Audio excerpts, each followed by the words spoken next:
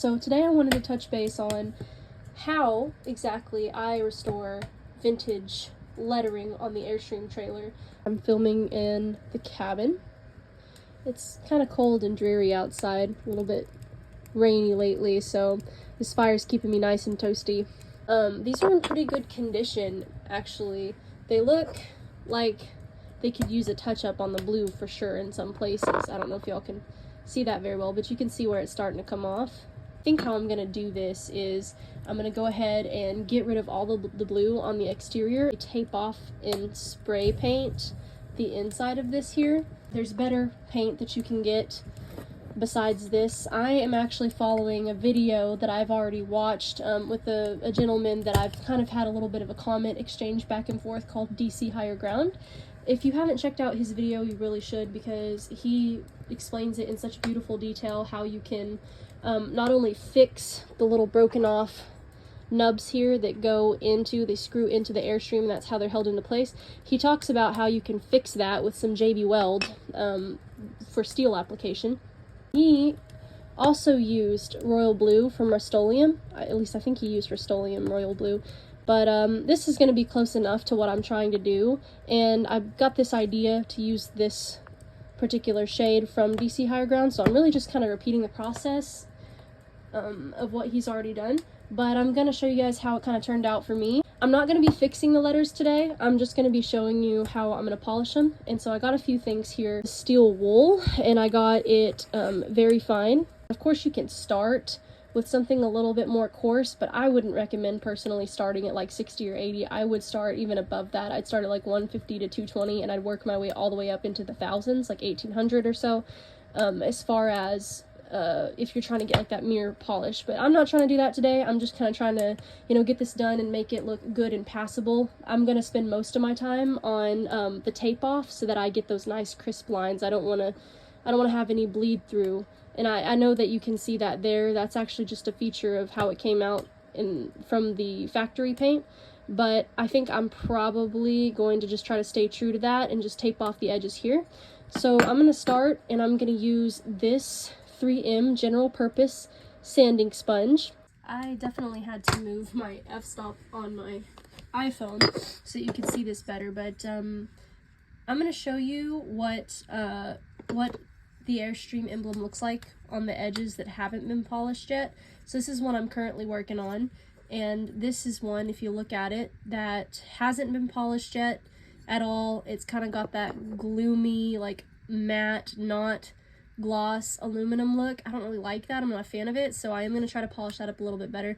And then I don't know why for the life of me, but it seems like Airstream skipped the top of most of these letters when they were being painted from the factory. I'm not really sure what process they used either, but it really isn't the best look. If you spend your time on these, you can actually get them looking pretty good. So that's what it looks like, again, without any intervention yet. And this is the one I'm working on right now. I haven't polished up the front, but I have polished up these sides. And I don't know if y'all can see that, but do you see how even in this one, on this side here, you can, if you zoom in, you can sort of see like there's like some almost like not chips, but like divots in it. This is why I would start out on a little bit rougher grit, and then I would work my way up. So what I do is I actually rub, you can't see it very well, but I'll rub the letter and kind of hold the block as like steady as I can. And what that starts to do is it starts to polish the sides there. And you can see I still have a bit of polish left to go on this, but this is just the beginning step. Once I'm done with this process on using this sanding block here, then I'll move on to the steel wool and I'll refine it further. So one of the things that I really like to keep in mind when I'm working on projects like this is something that I like to call the law of diminishing returns. I don't know if this is something I've heard and just subconsciously absorbed and I think I came up with it, or if I really did come up with it, but basically with things like this, you want to get to the point where it looks really good, but if it's going to be more effort than it's worth, but you wasted a lot of time, then I would consider that a diminishing return. So like on these letters, I'm going to spend a considerable amount of time on them, and it's a rainy day, so I don't really have anything better to do other than like maybe working on these emblems. I could be moving firewood, but I really don't want to be doing that right now, especially not when it's muddy and gross out, even though I'm gonna have to do it. But the point is, what you want to do in an Airstream is you want to try to get everything at least to 80%.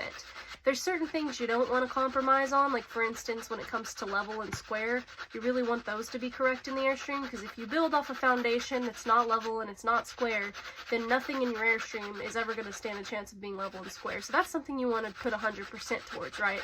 But for something like these emblems, they're going to be exposed to the elements anyways. You can put a nice clear gloss enamel on it, and that would work really well. But what I'm saying is, you know, some of the character defects in these letters, they're not going to completely go away. They're always going to have a little bit of imperfection in them. So it's one of those things that's like, I'm going to spend a good amount of time getting it to 80%. And then, with as least amount of effort as I can, I'm going to try to get it across the rest of that finish line. I can get it to 80%, looking 80% good. So I don't want to spend too much time on one thing if it doesn't really matter. I want something that's going to look good, it's going to be a good product, but it's not going to be the only thing. And one way that you can actually save yourself a lot of time on this lettering is if you have a belt sander. I don't have one of those, and I would get one, but I'm not going to get one just for this project. I think that seems a little, I don't know, just I'm on a budget right now, and I don't really want to spend any more money on tools when I've already sunk thousands of dollars into this Airstream project so far. So if I can go without a tool, great. If it makes my life easier and I have to purchase it, that's fine. But just trying to be resourceful and just knowing that you don't always have to do everything with a tool or with something that's just like automatic or plugs in, that's great.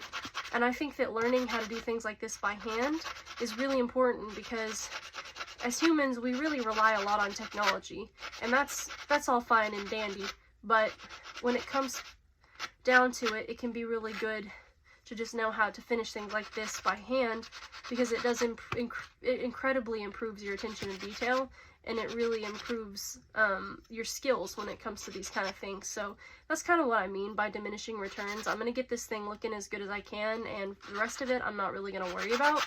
I'm just going to, you know, try to give it a second life, try to get these letters looking as good as they were when they first came out of the factory, or better.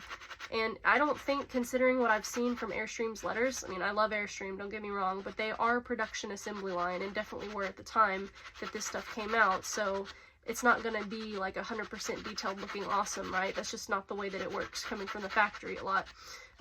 Sometimes you get lucky and you wind up with something perfect, but yeah, these little letters have their character defects, and the goal isn't to try to hide those so much as it is to work around them and just make sure that everything that's exposed to like the human eye and to weather is not only aesthetically pleasing but functional. And that reminds me, guys, as you're going in between, this isopropyl alcohol is really good to have on hand, because it'll help you clean all of the gritty stuff, all that like gritty sand and metal byproduct off of the letters, and then when you get starting to paint, it'll come in handy because it'll make sure that your paint job turns out as good as possible. I mean, you don't really want to use water on this, like, not that it would just hurt it a lot, but you don't want it to oxidize or anything. You can tell that I have a couple of things that I need to fix on this letter. I do have a couple of welds